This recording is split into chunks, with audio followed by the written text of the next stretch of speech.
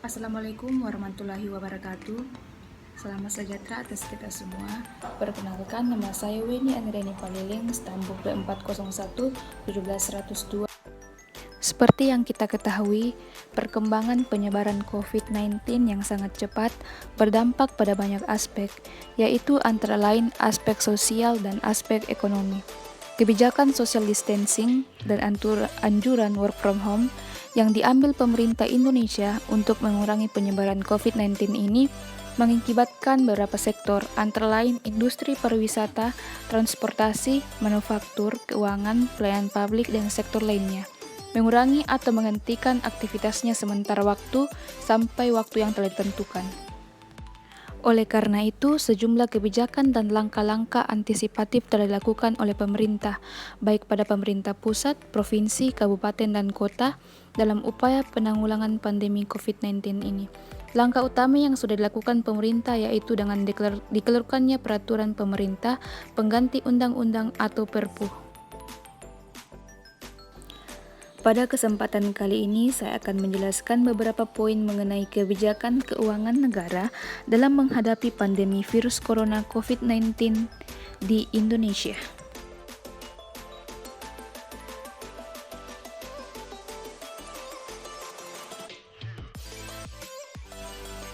Pemerintah telah menerbitkan peraturan pemerintah pengganti Undang-Undang Nomor 1 Tahun 2020 tentang kebijakan keuangan negara dan stabilitas sistem keuangan untuk menangani pandemi coronavirus di Indonesia.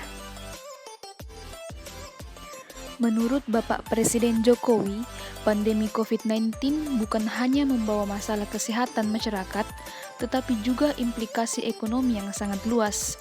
Karena itulah, Bapak Presiden Jokowi menandatangani Perpu tentang kebijakan keuangan negara dan stabilitas sistem keuangan negara, sehingga 405,1 triliun total tambahan belanja dan pembiayaan APBN 2020 untuk penanganan COVID-19 di Indonesia.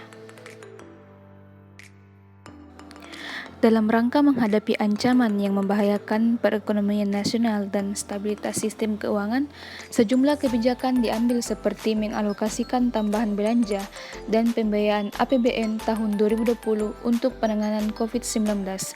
Untuk keperluan tersebut, pemerintah menguncurkan anggaran sebesar 450,1 triliun yang selanjutnya akan diperuntukkan kepada sejumlah bidang penanganan, mulai dari sisi kesehatan hingga dampak ekonomi yang ditimbulkan. Dalam rangka pelaksanaan kebijakan keuangan negara, sebagaimana dimaksud dalam Pasal 1 Ayat 4, pemerintah berwenang untuk: pertama, menetapkan batasan defisit anggaran dengan ketentuan sebagai berikut. A. Melampaui 3% dari produk domestik bruto atau PDB selama masa penanganan coronavirus dan menghadapi ancaman yang membahayakan perekonomian nasional atau stabilitas sistem keuangan paling lama sampai dengan berakhirnya tahun anggaran 2022. 2. Sejak tahun anggaran 2023, besaran defisit akan kembali menjadi paling tinggi sebesar 3% dari produk domestik bruto atau PDB.